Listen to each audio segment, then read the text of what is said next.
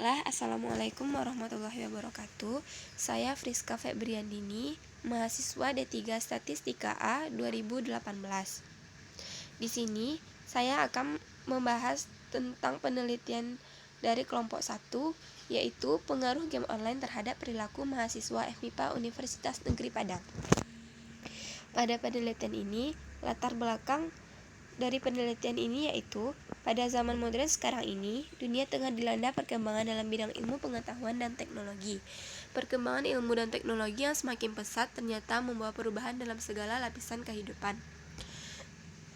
Seiring berjalannya waktu, kebutuhan terhadap internet meningkat dikarenakan semakin banyaknya pengguna internet. Salah satu manfaat dari internet adalah sebagai sarana hiburan, misalnya untuk bermain. Seperti saat ini muncul berbagai macam game online. Game online merupakan hasil dari teknologi internet sebagai program permainan yang tersambung melalui jaringan yang dapat dimainkan kapan saja, di mana saja, dan dapat dimainkan bersamaan di seluruh dunia.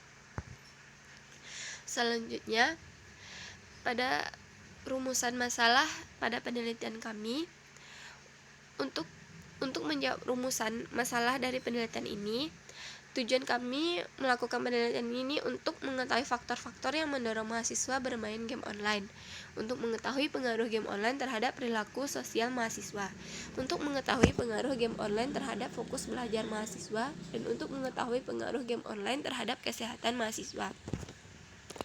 Selanjutnya, pada penelitian ini, landasan teori. Yang pertama yaitu definisi game online. Sebelumnya saya sudah menjelaskan apa itu game online pada latar belakang masalah tadi. Selanjutnya, perilaku sosial. Perilaku sosial merupakan suasana saling ketergantungan yang merupakan keharusan untuk menjamin keberadaan manusia. Sebagai bukti bahwa manusia dalam memenuhi kebutuhan hidup sehari-hari membutuhkan orang lain, melainkan tidak bisa menjalani hari tersebut dengan seorang diri. Yang ketiga yaitu kesehatan. Kondisi umum dari seseorang dalam semua aspek juga merupakan tingkat efisiensi fungsional dan metabolisme organisme, sering implisit manusia. Dan fokus belajar. Pemusatan perhatian, pikiran dan perbuatan pada suatu objek yang sedang dipelajari dan mengabaikan segala hal yang tidak berkaitan dengan objek yang sedang dipelajari. Pada penelitian ini, kami menggunakan metode non-probability sampling, yaitu snowball sampling, karena penelitian ini mencari sampel yang spesifik di mana sampel yang digunakan harus pengguna atau bermain game online. Variabel yang digunakan pada penelitian ini adalah yang pertama Y merupakan mahasiswa FMIPA UNP yang bermain game online, X1 merupakan perilaku sosial, X2 merupakan fokus belajar, X3 merupakan kesehatan.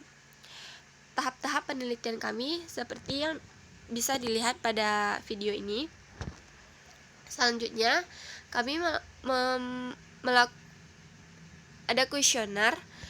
Pada kuesioner kali ini, beberapa pertanyaan yang kami paparkan.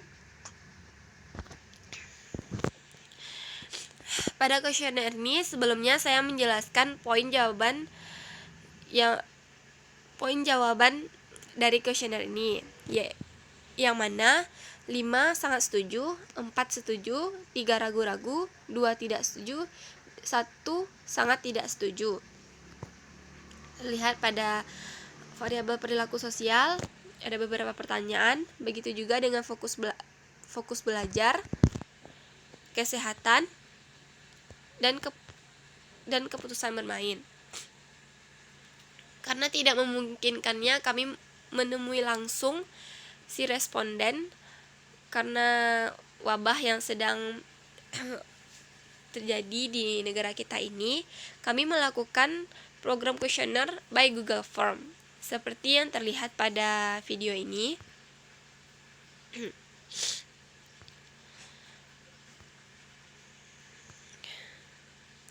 Nah, selanjutnya setelah kami mendapatkan data melalui kuesioner by Google Form tadi, kami mendapatkan data hasil kuesioner. Ini sudah mencakup semuanya dari responden. Di sini responden yang menjadi responden kami yaitu yang bermain game online. Selanjutnya, langkah input data. Di sini kami menggunakan aplikasi SPSS sebagai pengolahan datanya. Awalnya kita men-setting variabel view sesuai gambar di bawah, seperti yang terlihat. Setelah melakukan setting, maka langkah selanjutnya menginput data dengan mengklik data view. Input data, tinggal masukkan semua data dari kuesioner ke data view, seperti gambar di bawah ini. Dari gambar di atas terlihat bahwa dari kolom 1 sampai kolom 4 diperuntukkan untuk menampung data identitas responden mulai dari nama, NIM, jurusan, dan jenis kelamin.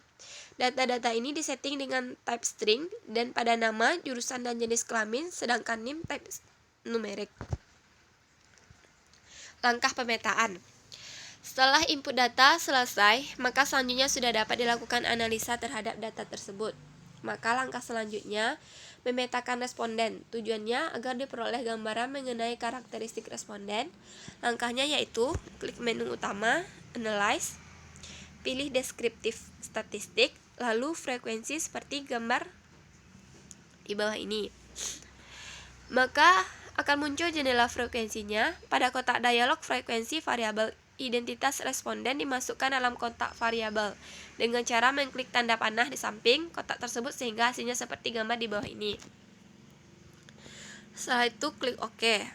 Maka akan muncul output seperti yang terpapar pada video ini. Kemudian lakukan cara di atas untuk data pertanyaannya, seperti yang terdapat pada video ini. Yang pertama yaitu alasan bermain Y. Kami mendapatkan output dan saya akan menginterpretasikan dari output alasan bermain kali ini. Dari Q14 tentang alasan bermain, karena hobi dapat disimpulkan 6,7% ragu-ragu, 76,7% setuju, dan 16,7% sangat setuju. Pada Q15 dan dapat dilihat juga pada interpretasi sudah kami buatkan. Selanjutnya pada perilaku sosial dapat kami interpretasikan pada Q1 tentang bermain dengan teman dari game online dapat disimpulkan 6,7% tidak setuju, 13,3% ragu-ragu, 66,7% setuju, dan 13,3% sangat setuju. Begitu juga dengan Q2, Q3, Q4, dan seterusnya. Pada fokus belajar, kami dapat menginterpretasikan dari Q5 tentang pernah bermain game online saat belajar dapat disimpulkan 10% sangat tidak setuju, 33,3% tidak setuju, 6,7% ragu-ragu, 43,3% setuju, dan 6,7% sangat setuju. Pada Q6, Q7, Q8 dapat dilihat interpretasinya karena menghemat waktu. Pada variabel kesehatan dapat kami interpretasikan pada Q9 tentang perasaan resah jika sehari tidak bermain game online dapat disimpulkan 13,3% sangat tidak setuju, 43,3% tidak setuju, 20% ragu-ragu, 20% setuju, dan 3,3% sangat setuju. Dapat dilihat juga interpretasi dari Q10, Q11, Q12, dan Q13. Pada tahap selanjutnya yaitu ada tahap uji validitas dan reliabilitas. Dalam melakukan uji kualitas data dalam pembahasan ini menggunakan uji validitas dan uji reliabilitas. Sebelum melakukan uji validitas terlebih dahulu, konstruk dari setiap variabel dijumlahkan terlebih dahulu dengan cara klik menu utama, transform, lalu compute variabel seperti gambar di bawah ini. Lalu terlihat pada label. Setelah didapat nilai total konstruk dari masing-masing variabel, maka telah bisa dilakukan uji validitas. Tujuannya untuk melihat korelasi antara setiap konstruk dengan total konstruk. Langkah-langkahnya Klik menu utama Analyze, kemudian Correlate, lalu Bivariate, seperti gambar yang sudah kami paparkan pada video ini. Yang pertama pada variabel perilaku sosial. Yang kedua pada variabel fokus belajar. Yang ketiga pada variabel kesehatan. Dapat dilihat pada tabel ada 15 pertanyaan, 13 valid dan 2 tidak valid. Diketahui pada R tabel sama dengan 0,3610 dengan alfa sama dengan 0,05. Kriteria ujinya dapat dilihat pada video ini. Selanjutnya reliabilitas. Keterangannya dapat dilihat pada video ini. Setelah 3 variabel diuji validitasnya, maka selanjutnya kita lakukan uji reliabilitas keabsahan instrumen penelitian. Caranya, klik Analyze, lalu Scale, lalu Reliability Analysis, dan akan muncul kotak dialog Reliability Analysis seperti gambar berikut. Seperti yang terlihat pada video, kita mendapatkan output, yaitu kita dapat meninterpretasinya. Dari hasil di atas dapat dikatakan bahwa dengan tingkat reliable Cronbach alpha 0,624 maka kuesioner reliable. Tahap selanjutnya kami melakukan langkah uji regresi. Setelah data telah diuji valid dan reliable, maka dapat dilakukan pengujian regresi. Pengujian regresi ini dilakukan sekalian dengan pengujian asumsi klasik, normalitas, multikolinearitas, dan heterokedastisitas, juga dengan autokorelasi. Secara teori, uji asumsi klasik dilakukan sebelum uji regresi. Namun, dalam prakteknya, asumsi klasik dilakukan sekaligus dalam uji regresi. Adapun langkahnya yang pertama yaitu yang terlihat pada video ini.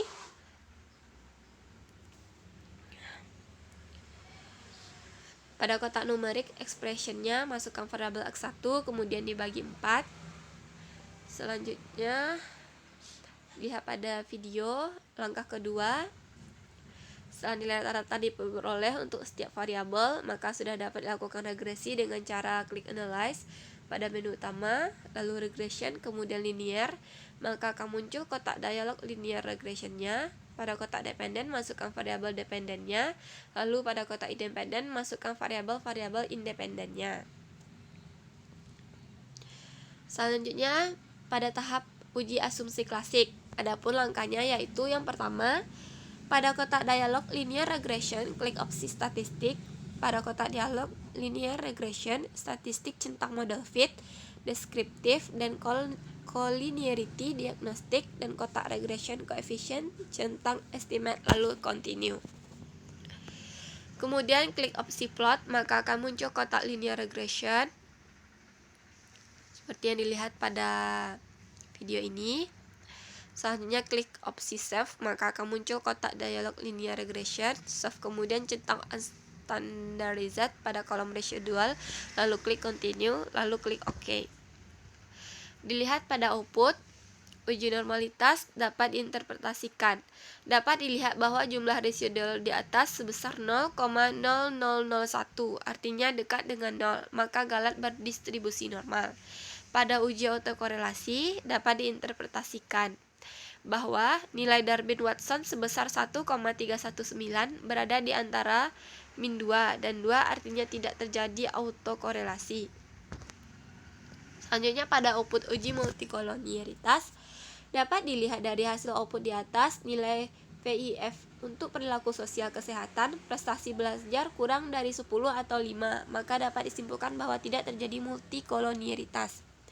Pada uji heteroskedastisitas terlihat data sudah menyebar tidak membentuk pola, sehingga dapat disimpulkan bahwa data homoskedastisitas atau tidak terjadi heteroskedastisitas. Kesimpulan akhir asumsi klasik. Setelah diuji ternyata semua asumsi klasik terpenuhi. Analisis regresi berganda bisa dilanjutkan. Kesimpulan untuk mengetahui kebaikan model dapat dilihat pada tabel model summary. Dengan R kuadrat kurang SQ sama dengan 23,6%, artinya sebesar 23,6% dari seluruh total variansi pengaruh game online diterangkan oleh regresi dan masih ada sebesar 76,4% lagi variasi pengaruh game online yang tidak dapat diterangkan oleh model yang kita gunakan. Bagian sisanya yang 76,4% ini mungkin disebabkan oleh faktor lain yang gagal diperhitungkan oleh model.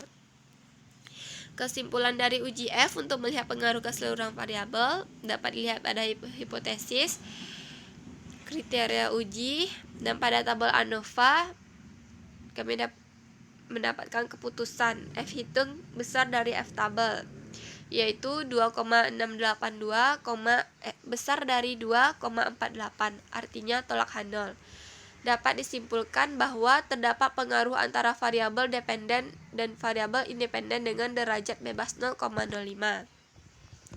Kesimpulan akhirnya, setelah melakukan survei yang berjudul Pengaruh Game Online terhadap Perilaku Mahasiswa FMIPA Universitas Negeri Padang untuk mendapatkan data yang diperlakukan melakukan analisis data serta menguraikan secara sederhana semua permasalahan menyangkut hal-hal yang berkaitan dengan pembahasan survei ini akan memberi kesimpulan yang telah dipaparkan sebelumnya, yaitu seperti yang sudah saya katakan tadi, R kuadrat kurang SQ sama dengan 0,236, artinya sebesar 23,6% dari seluruh total pengaruh game online diterangkan oleh regresi dan masih ada sebesar 76,4% lagi variasi pengaruh game online yang tidak dapat diterangkan oleh model yang kita gunakan. Bagian sisanya yang 76,4% ini mungkin disebabkan oleh faktor lain yang gagal diperhitungkan oleh model. Berdasarkan hasil analisis regresi berganda, kami memperoleh model regresi yaitu Y sama dengan 3,1 ditambah 0,022 perilaku sosial ditambah 0,116 fokus belajar tambah 0,2 kesehatan. Berdasarkan model yang diperoleh, kita dapat menyimpulkan bahwa setiap variabel independen dalam regresi mempengaruhi variabel dependen. Berdasarkan model regresi tersebut, juga dapat disimpulkan bahwa variabel perilaku sosial berpengaruh positif sebesar 0,022 terhadap perilaku mahasiswa FMIPA UNP yang bermain game online. Variabel fokus belajar berpengaruh positif sebesar 0,116 terhadap perilaku mahasiswa FMIPA UNP yang bermain game online. Dan variabel kesehatan berpengaruh positif sebesar 0,200 terhadap perilaku mahasiswa FMIPA UNP yang bermain game online. Sehingga dapat disimpulkan bahwa bermain game online berpengaruh terhadap perilaku mahasiswa FMIPA UNP. Baiklah, itu hasil dari pembahasan penelitian pada video saya kali ini. Terima kasih untuk yang sudah menonton, dan terima kasih kepada Ibu Zila Rahmi yang sudah membimbing kami sejauh ini. Saya sudahi. Wassalamualaikum warahmatullahi wabarakatuh.